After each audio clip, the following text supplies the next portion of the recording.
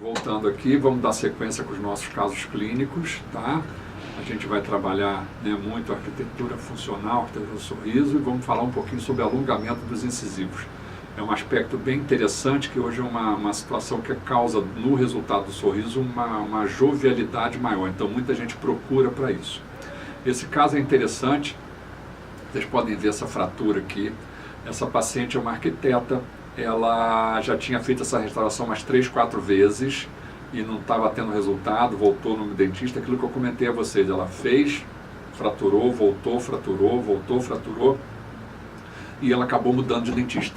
Então ela procurou a gente e a gente conseguiu identificar a questão aí, e nós vamos mostrar isso a vocês. Ela, como arquiteta, até chegou para a gente perguntando o seguinte: será que eu não poderia colocar uma massa mais forte aqui, né? A massa mais forte aqui seria a massa, a gente brinca dizendo que seria massa cinzenta, né? Treinada, não é ter menos ou mais massa de pensamento, né? Mas é você estar treinado para enxergar o que pode causar isso.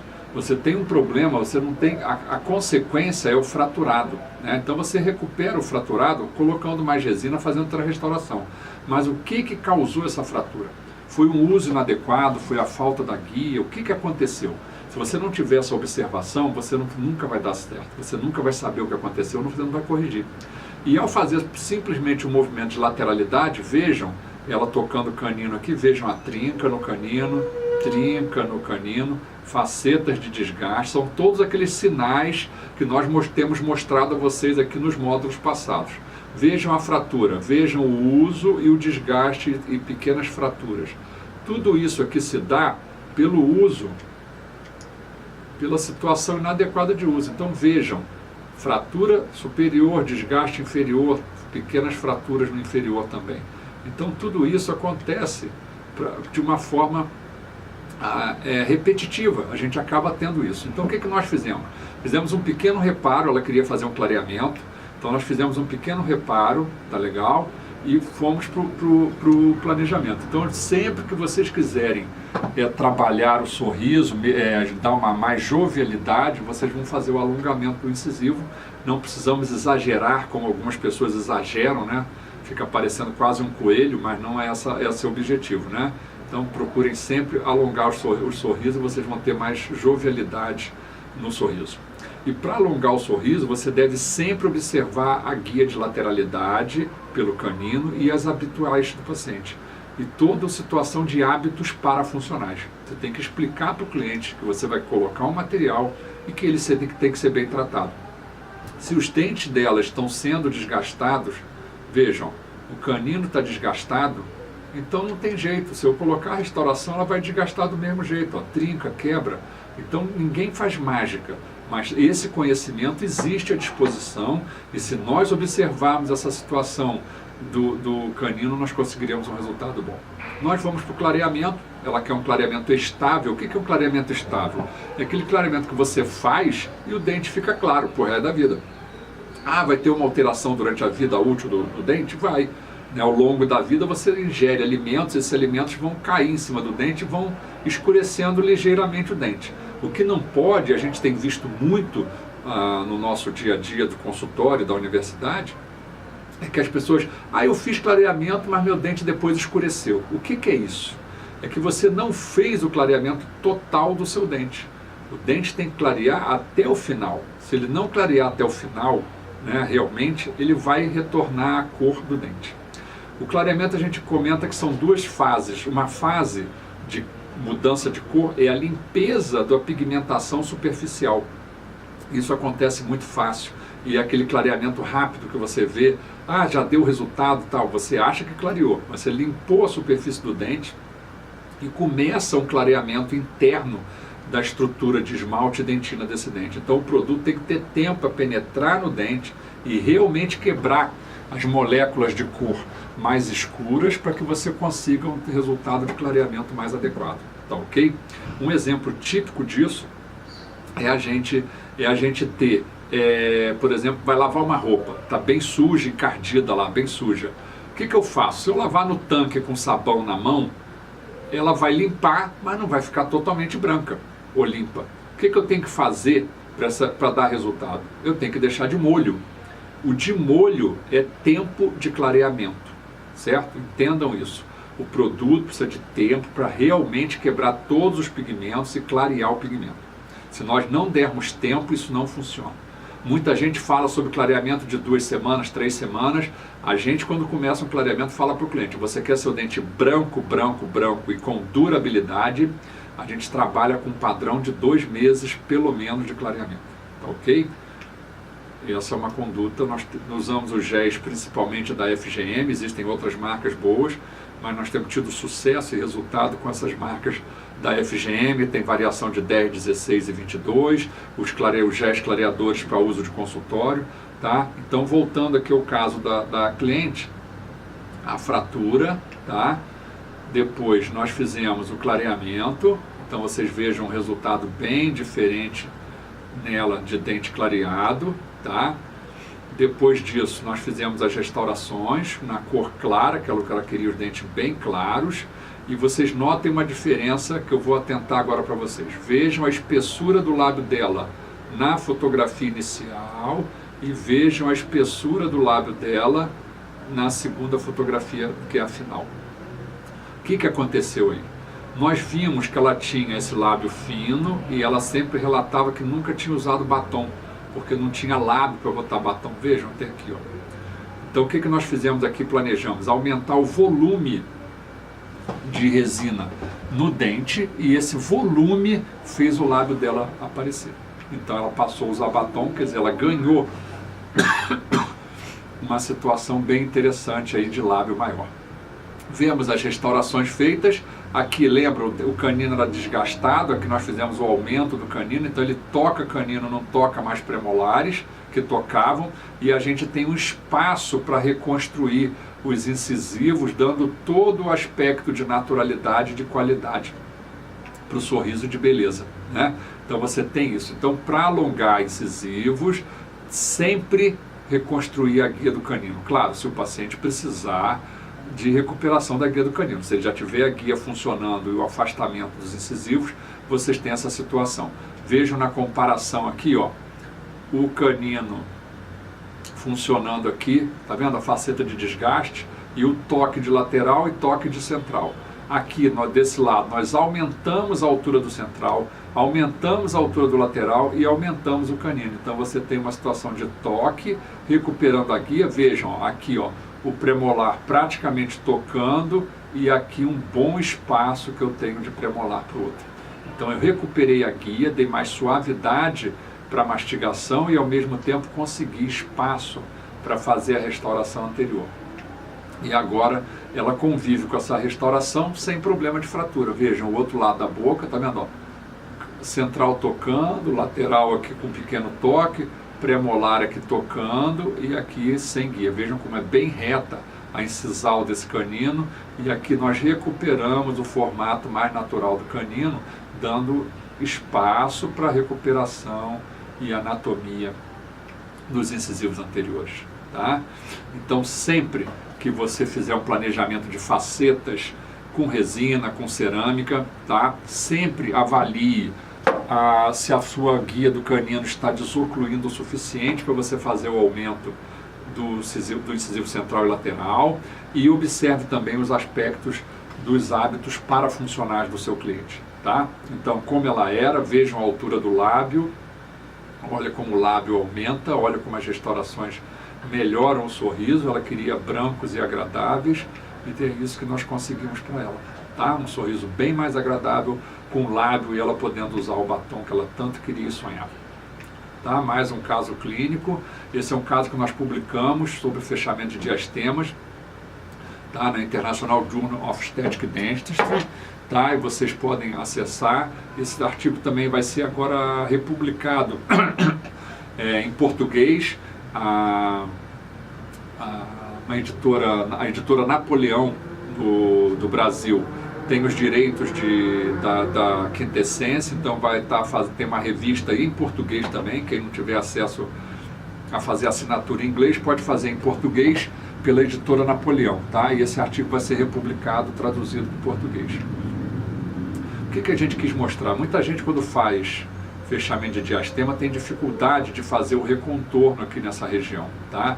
Essa moça tinha um diastema com um tamanho um pouco avançado, né? E estava realmente desgostosa do sorriso, tá? A gente vê muita gente trabalhando no fechamento de diastema sem isolamento absoluto, isso é um problema, tá? Eu vou mostrar a vocês isso aqui. Reparem que nós temos a altura ali do nível gengival em relação ao dente aqui, tá? E se nós fizermos a resina sem isolamento absoluto, nós temos que sair desse ponto aqui para cá para poder fazer o contato do dente, certo? Então nós formamos um degrau dessa face com essa, da resina, a face do dente com a face da resina, e aí muitas vezes fica um buraquinho aqui que eu chamo de black space, né? O espaço negro. E a gente quer mostrar a vocês com esse artigo, com essa publicação, o seguinte: a importância do uso do isolamento absoluto. Além do uso do isolamento absoluto para controle da umidade, nós temos que fazer isso. Existe um trabalho na literatura mostrando uma coisa interessante. Interessante, mas que a gente não concorda, tá? Frisando isso. O dentista fez uma moldagem do paciente. No modelo de gesso, ele esculpiu a gengiva aqui. Aí fez uma resina no modelo de gesso, copiando todo o contorno que ele queria. Chamou o cliente numa segunda consulta, quer dizer, ele teve uma consulta de moldagem, um tempo de laboratório, uma segunda consulta onde ele anestesia o paciente e cimenta aquela resina que ele fez no modelo. Essa resina vai pressionar a papila para contornar a papila, para fazer o contorno ali da papila, né? Abrindo espaço para a restauração definitiva. Depois de um período de tempo, ele chama o cliente, remove essa resina, aí a gengiva está condicionada, provavelmente com uma coisa de inflamação, não sei como é que ele controlou isso. Ele coloca fio, provavelmente fio afastador, para manter isso e controlar esse dato, e constrói a resina aqui. Então vamos lá, ele fez uma consulta de moldagem, um tempo de laboratório, uma segunda consulta para a cimentação da resina que ele fez no laboratório, e depois uma quarta consulta para fazer a restauração, lá com a técnica que ele usa, porque eu não conseguiria fazer. Vocês vejam, 4 consultas para fazer um fechamento de diastema. Quanto vocês acham que teria que cobrar uma restauração dessa? Se você colocar os valores de consulta, mais o tempo de material, mais a sua situação toda, vocês vão ver que teria um valor muito grande. Não sei, nem todo mundo no Brasil pode cobrar esse valor todo, tá? Então vejam aqui o que acontece. Quando eu faço esse planejamento, eu posso deixar, né, o que seria o black space aqui, porque isso aqui vai ser preenchido. Quando eu soltar o lençol de borracha, minha papila vai encaixar aqui dentro. Isso é bem interessante da gente olhar, tá? Então nós vamos ver isso daqui a pouquinho. Esse nozinho aqui que segura o lençol e segura a borracha é uma situação bem interessante. Eu vou mostrar a vocês como nós fazemos, porque ele estabiliza bem o lençol e segura bem lá na cervical. Bom, então como nós comentamos, vejam o nozinho aqui. Ele está começando a ser dado, como do outro lado, está vendo? O nó já está feito. E vocês vejam, nós cruzamos o fio pela vestibular e apoiamos o fio bem na parte cervical lingual, tá ok? Para ele travar bem na parte bem cervical. E depois nós damos um nó duplo, tá ok? Esse nó duplo vai estabilizar o fio lá na cervical, tá? Então é um primeiro nó duplo. Ok? Vocês estão vendo aí, tá? Bem detalhado, e você puxa bem para a cervical. Depois nós vamos dar um novo nó duplo, e esse nó duplo vai servir para a gente segurar um pedacinho do lençol de borracha, como vocês veem do lado. Então nós vamos fazer esse movimento, apoiar o dedo, tá? Faz esse quadradinho, apoia o dedo, empurra em direção ao dente e puxa o fio. E aí você tem o nó feito ali. Depois mais um nó simples, só para estabilizar. E aí você consegue essa puxada e essa estabilizada e colocação do lençol na cervical. Esse filme está no Instagram, em Paulo Campos Odontologia. Quem quiser repetir e ver o filme, pode ver lá no Instagram, nesse filme, tá ok?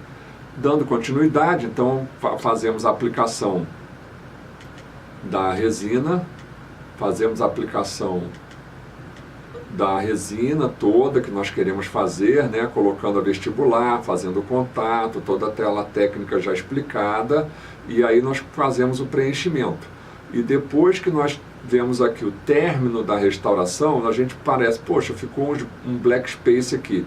Não, mas quando nós removemos o lençol de borracha, a papila vai voltar àquela região. E vejam como é interessante, isso aqui é logo após o procedimento, vejam aqui no primeiro imagem, depois numa outra imagem, tá? A situação da papila ainda com um pequeno black space, tá? A situação da restauração bem adequada, né? Tudo direitinho. A gente daí acabar de fazer o polimento, acabamento, e aqui vocês já podem observar, né? Com uma semana você já tem um nível de situação de papila mais adequado. Com uma semana, vejam, após uma semana, essa situação, tá ok? Vejam a comparação como era o espaço antes, tá? E numa segunda etapa, né, acompanhando a evolução, com 6 meses, você já vem uma situação de fechamento total da papila, tá? Vejam, o lado onde é dente com dente, a região que é resina com resina e a região que é dente com dente. Então veja na outra fotografia também, que a gente acompanha com a melhor visão, dente com dente, resina com resina, dente com dente, após 6 meses da restauração na boca. Então vamos fazer só mais um acompanhamento com 6 meses, só mostrando aqui também o resultado estético da restauração, tá? Isso foi feito com resina Opales, tá? É uma resina boa, né, de um custo bem acessível, e vocês têm uma qualidade de execução usando, né, o que ela tem para mostrar. Não? Então, o que ela tem dela, né? Tem dentina, uma dentina com boa opacidade, um esmalte com uma translucidez não tão acentuada, mas que serve para muitos casos, e você tem as camadas de resinas com translucidez, quer dizer, mais acentuada, ter tipo as opais, as resinas que têm mais capacidade de translucidez, que vocês podem usar para fazer todo o acabamento de borda e de margem, dando continuidade aonde é dente com a translucidez, para onde é a região de resina e de bordo ali, tá ok? Então, dando continuidade, após 6 meses, vejam um resultado estético bem agradável, bem tranquilo, com uma aproximação que a gente não vê na boca, tá certo? Mas vocês vejam o resultado, como era. Então, só para lembrar como era, e após 3 anos, o resultado que nós temos aqui. Aqui, ó. 3 anos, tá? Vamos ver só uma coisinha aqui que a gente vai ver. Olha aqui, a papila dente com dente, a papila inflamada, né? Um pouquinho de falta de fio dental ali, de uma limpeza mais adequada, mas é dente com dente. E na região resina com resina você também tem, né, a mesma consequência. Lá, ó, o outro lado, que é papila dente com dente, também está inflamadinha. Então, quer dizer, a questão não é a resina com resina. Se você fez o contorno adequado, fez o polimento, fez o acabamento, você consegue isso muito bem. Uma dica em termos de técnica de protocolo de polimento é nessa cervical pegar o fio dental, dobrar ele mais de uma vez, você vai ter várias linhas, botar a pasta de polimento e passar naquela região cervical ali, fica bem legal a situação, tá? Então vejam que desse lado de cá também, ó, uma visão mais localizada, a papila com a situação, né? Alguma coisa de pigmento, né? Lembrem-se que essas fotos foram feitas num congresso, essa moça é uma dentista, e num congresso de odontologia nós fizemos as fotografias. E não tinha a condição da gente fazer, mas uma limpeza ou uma adequação aqui. O que poderia ser feito? Uma lâmina de bisturi 12, raspar essa pigmentação, dar um repolimento com fio dental e pasta, e você teria a sua situação recuperada aqui também, tá ok? Num acompanhamento maior, com 5 anos, vejam a diferença que vocês têm entre o diastema como era e como ele está aqui com 5 anos. E aqui eu vou mostrar e fazer umas perguntinhas a vocês. Vejam que nesse dente eu tenho um pouco de opacidade da resina, porque perde o brilho, né? São 5 anos de boca, e vejam que o dente tem uma lisura, um brilho um pouco maior. Do lado de cá acontece a mesma coisa, vocês têm a lisura, e tem a resina. Só que aqui nessa região nós temos uma perdazinha de estrutura de resina aqui, um pouquinho de perda, que do lado de cá nós não temos. O que pode ser essa causa aqui? Muita gente poderia dizer, não tinha condicionamento ácido naquela região. Não tinha, porque a gente costuma fazer condicionamento em toda vestibular, tá? Mas se fosse problema de falta de ácido, nós teríamos uma pigmentação maior e nós teríamos isso acontecendo num período mais curto, e não iria acontecer com 5 anos, seria num período mais curto. Mas isso aqui pode ser, né, vamos ver se vocês concordam comigo, né, naquela linha que eu falo dos hábitos parafuncionais. Se vocês repararem o bordo tem uma linha, um desgaste aqui nessa região, diferente um pouquinho daqui, tá? E vocês vão ver pela lingual. Então isso aqui pode ser, tá, um resultante de um esforço de morder pelinha, que era um hábito que a moça tem, de morder a pelinha aqui e fazer uma força nessa região, gera uma região de esforço, como vocês veem, um exemplo bem característico, em asfalto, quando você vê um asfalto que tem deformação, porque passa muito caminhão, ônibus, dá aquela deformação por causa do esforço. Então aqui a mesma coisa pode ter acontecido, tendo isso. Então vejam só uma situação interessante. Na lingual do dente que não tem, que a subvestibular está bem lisinha, a lingual, a imagem aqui, ó, o bordinho está bem certinho, estão vendo? Já do lado de cá, o bordo interno, onde provavelmente ela faz a mordida da pelinha, né, da unha, de alguma coisa que ela morde ali, vocês veem que está todo irregular, tá? Então mostra o esforço que essa região aqui está fazendo com relação a esse hábito que ela tem, repercutindo na qualidade da restauração. Mas isso não tem problema, essa restauração é só você dar um acabamento ali de novo, tudo direitinho, e ela volta à sua condição normal, tá ok? Então, nesse caso aí, nós encerramos essa parte, essa etapa, né? Vamos passar uma gravação, uma segunda etapa para a gente finalizar a aula, né? O nosso curso. Então nós temos mais um bloco em pouco tempo. Um abraço.